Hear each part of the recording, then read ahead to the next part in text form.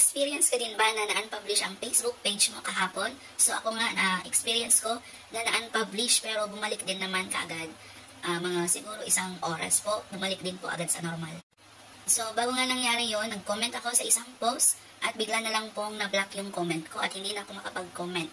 So yon, pagbalik ko sa aking Facebook page, nakita ko na naka-unpublish na yung aking Facebook page. So inong clinic ko, bakit na-unpublish? Clinic ko nga, and then kakaroon nga ng error sa mobile, no? Kasi paikot-ikot lang siya, hindi ma-open. So tinry ko po sa laptop, doon ko po in-open, at nakita ko nga doon yung posibleng violation na hate speech daw.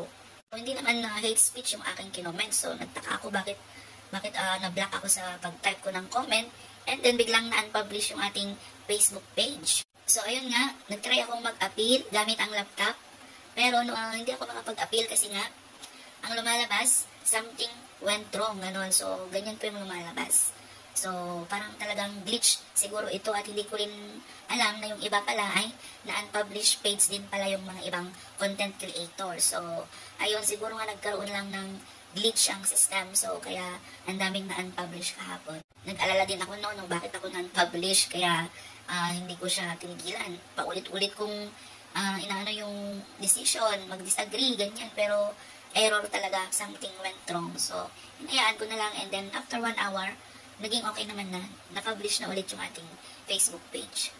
So, ayun, medyo nag-alala tayo kasi kapag unpublished page, meaning naka-private po yung ating Facebook page at wala pong makakakita na kahit na sino sa ating mga posts. So, ayun, kaya medyo nakakakaba din kapag na-unpublished page tayo.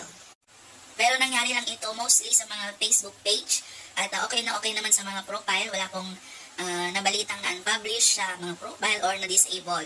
So, sa mga Facebook page lang talaga nagkaroon ng ganitong glitch or problema kahapon.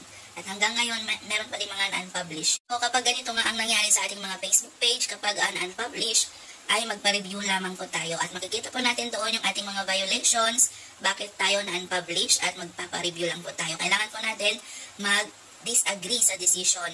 Huwag po natin i-click yung, linawin ko lang, no, wag po natin i-click yung accept decision. Kailangan po mag-disagree po tayo sa decision. So yun lamang po ang for today's video. Follow for more.